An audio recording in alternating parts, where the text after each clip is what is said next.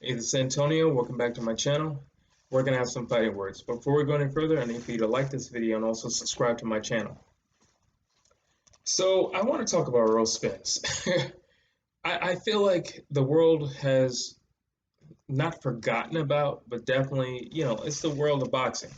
It's combat sports. We will quickly move on. And that's just the way it is. He's been inactive. Not everything his fault, but he's been inactive.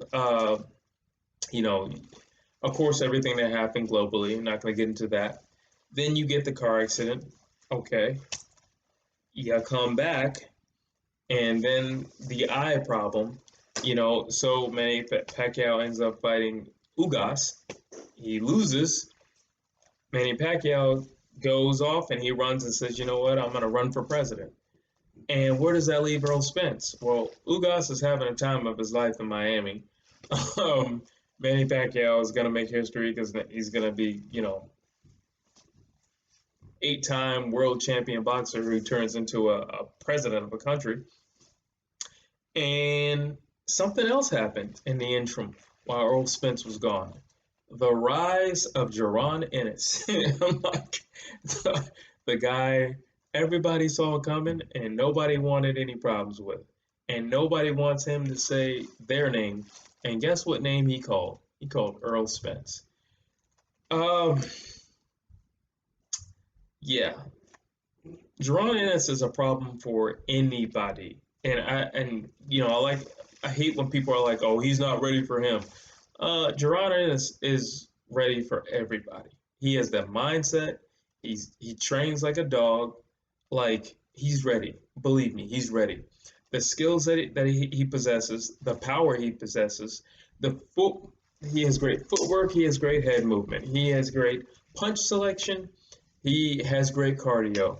He's jumping up and down. I'm not saying he is, but if there's any fighter today that reminds me of Roy Jones, it's Jaron Ennis.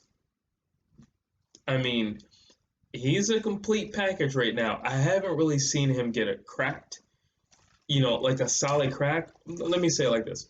I have not seen Jaron Ennis get cracked repeatedly to see how he handles, like a really rough situation. I've seen him get cracked, but I haven't seen him get cracked repeatedly. So I don't know. I don't know how he handles, but he seems to be the complete package. I mean, he has everything: punch power, speed, footwork, foot placement, um, IQ, athleticism, uh, durability, plays to the crowd, like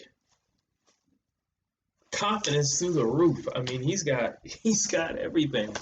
He's got everything. And for him to call out Earl Spence, it's just like, you know what? If you remember, there was a time when nobody was calling out Earl Spence. Nobody wanted any problem with Earl Spence. Now, if you look to see what's happened, and over the weekend, Terrence Crawford stopped Sean Porter.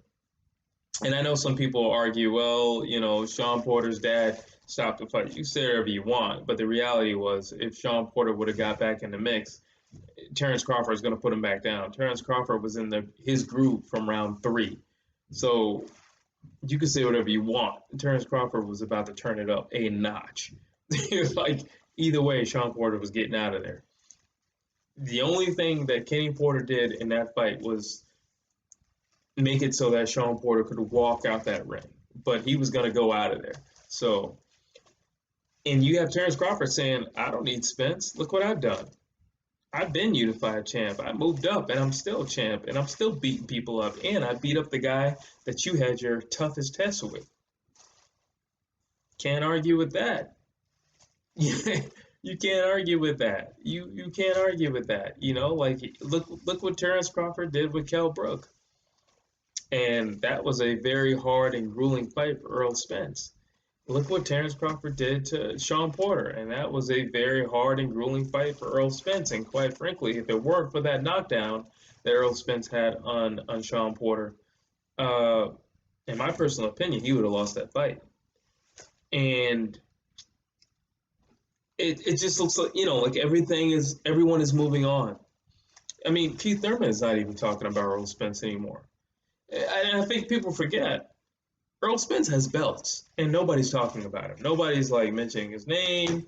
You know, Terrence Crawford's like, this dude's at my fight. He told me he'd never come to my fight. You know, like he's like, I don't need that guy. I don't need that guy. You know, like it is what it is. The train is not going to stay at the station for you.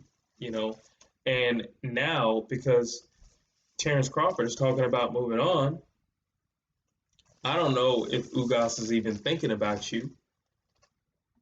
You got this mad dog named Jaron Ennis calling you out.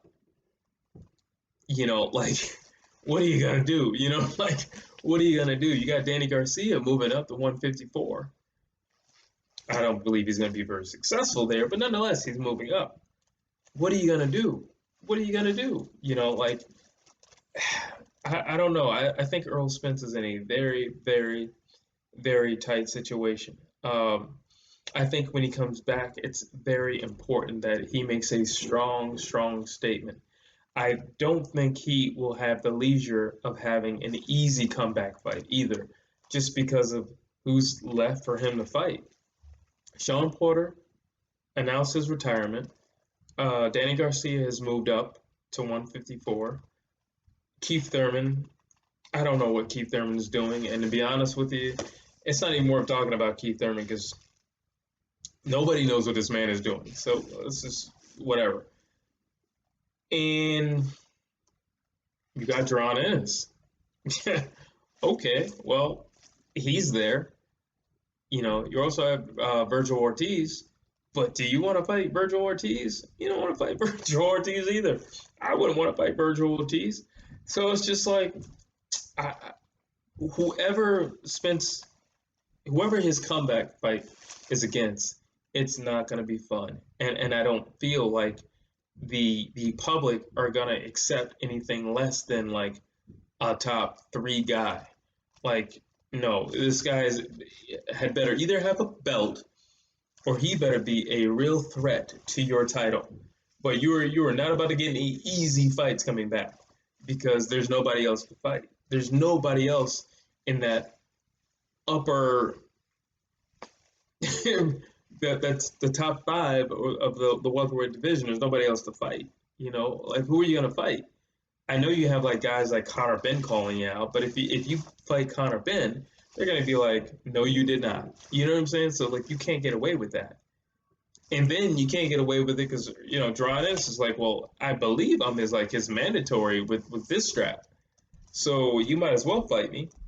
And Jaron Ennis is the only guy calling you out. Nobody else is saying your name. So Errol Spence is in a tough, sticky situation. You know, the big money fight with Manny Pacquiao off the table. Unification bout with Ugas, who knows? I mean, but they're like both under Al Heyman, so it might still be out there or could be coming up. I don't want to say it's not. Terrence Crawford seems like he has no interest in dealing with Errol Spence whatsoever. I mean, he's just like, forget that guy. Like, I mean, he flat out said in front of the whole world, I don't need him. Look what I'm doing without him. I don't need him. And you can't argue what he said. So it's the only other guy calling you out, the only other guy who wants to put your name in his mouth is Jaron Ennis. And man, that's a heck of a comeback fight. Man, that is a heck of a test to come back with. You know, not to mention, you know, you had eye surgery. Man, that's a heck of a fight to come back with after eye surgery. And I know he's got the thumbs up from the doctors and all that, but still, Jaron Ennis is not who I'd be looking to fight. I'd be like, where's Mikey Garcia? Let me give that dude a rematch or something like that. I don't want to fight no Jaron Ennis. My comeback fight from a freaking eye surgery? You crazy? No. But he's gonna have a long road. He needs to get active. He needs to get active. He needs to get in the ring. He needs some rounds under his belt. He needs to. Ring rust, is it a thing? It depends on the individual, personally. I think it depends on the individual. You know, I've had times where, I didn't train for like, 2 months or something like that. And then I would go in there and I was just as snappy as if I trained yesterday. So now I know what you're thinking. 2 months is not a long time. You're right, but just meaning in the interim, I wasn't doing anything. I didn't have a gym or anything. I wasn't running. I wasn't doing anything. I think I was like, matter of fact, it was like 3 months, but I had moved. And I wasn't doing anything. I started a new job as well, so I wasn't doing anything. I wasn't physically active. And when I got back in the gym, it was like I never left, But granted, 3 months is not a really long time, But when you start talking about a year, you've been inactive for a year. I don't know. That's not. I don't know. And you have these guys who are fresh. They've been more active. They have a hungry mindset. They don't have straps and they want some straps. And you're sitting up on a strap. You're sitting up on two straps. And this guy wants your strap. Like he wants that strap. And you don't want to go up against that young hungry lion, like because that dude looks like he wants it. He wants all the smoke, and he wants it with whom he considers the top guy. A lot of people still call Errol Spence the top guy, and I'm not going to say that he's not because he didn't leave on a bad note, is what I'm saying. But he has been gone so long that the landscape has changed. Sean Porter's gone. Who knows what's happened with Keith Thurman? Danny Garcia moves up. Manny Pacquiao is about to become president. Now you're just left to fight the young dudes who want all the smoke. They want all the drama. And unfortunately, you're the guys who's kind of around to like give it to them. Like, like Ugas just had a fight. So Ugas is not going to be fighting anytime soon, I don't believe. But even if he does, sure, I would like to see a unification fight with Ugas and with Errol Spence. I'm curious to wonder if Terrence Crawford will make a play for it. I know he tried before, so who knows? But you tell me what your thoughts are on Errol Spence and where, in terms of where he still stacks up in the division. I want to know your thoughts. Drop them down below, and as always, please like and please subscribe.